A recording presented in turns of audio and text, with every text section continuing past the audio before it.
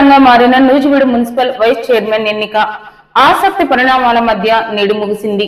Nuzvid municipal vice chairman ఎన్నిక కొన్ని ఆసక్తి పరిణామాల మధ్యలో నేడు ముగిసింది. నూజివీడు మున్సిపల్ వైస్ చైర్మన్ గా వైసీపీ నుండి గత 2 సంవత్సరాలు పనిచేసిన పగడాల సత్యనారాయణ టీడీపీలో చేరి మరలా వైస్ చైర్మన్ గా ఎన్నికయ్యారు.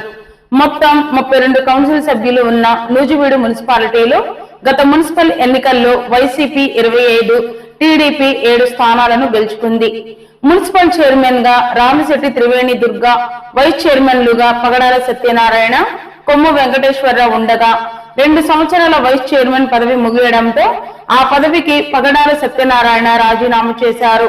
వైస్ చైర్మన్ పదవికి ఎన్నికల సంఘం ఎన్నికలు నిర్వహించడానికి నేడు ఏర్పాట్లు చేయగా 25 మంది కౌన్సిల్ సభ్యులుగా ఉన్న వైసీపీ కౌన్సిలర్లలో వైస్ చైర్మన్ పగడాల సత్యనారాయణతో పాటు 9 మంది టీడీపీలో చేరి వైస్ చైర్మన్ గా మరలా పగడాల సత్యనారాయణను నామినేట్ చేయగా, టీడీపీ సభ్యులతో పాటు వైసీపీ నుండి టీడీపీలోకి వచ్చిన 10 మంది మొత్తం 17 మంది పగడాల సత్యనారాయణకు ఓటు వేయగా, ఎమ్మెల్యే కొలుసు పార్థసారథి ఓటుతో 18 ఓట్లు రాగా, వైసీపీ అభ్యర్థి నాగమల్లేశ్వరరావుకు 14 ఓట్లు వచ్చాయి.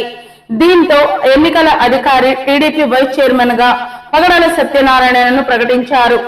దీంతో నూజివీడు మున్సిపల్ కౌన్సిల్లో టీడీపీ బలం 17 మందికి చేరగా, వైసీపీ బలం 14 మందికి చేరింది. నూజివీడు మున్సిపాలిటీ వైస్ చైర్మన్ జరిగిన ఎన్నికల్లో విజయాన్ని అందించిన ప్రతి ఒక్కరికి కూడా నేను ధన్యవాదాలు తెలియజేస్తా ఉన్నాను. ఇది మా ప్రీతం నాయకుడు చంద్రబాబు నాయుడు గారి పనితీరుకి, అదేవిధంగా ఎన్డీఏ ప్రభుత్వం, కూటమి ప్రభుత్వం చేస్తున్న అభివృద్ధి కార్యక్రమాలకి విజయంగా నేను భావిస్తా ఉన్నాను.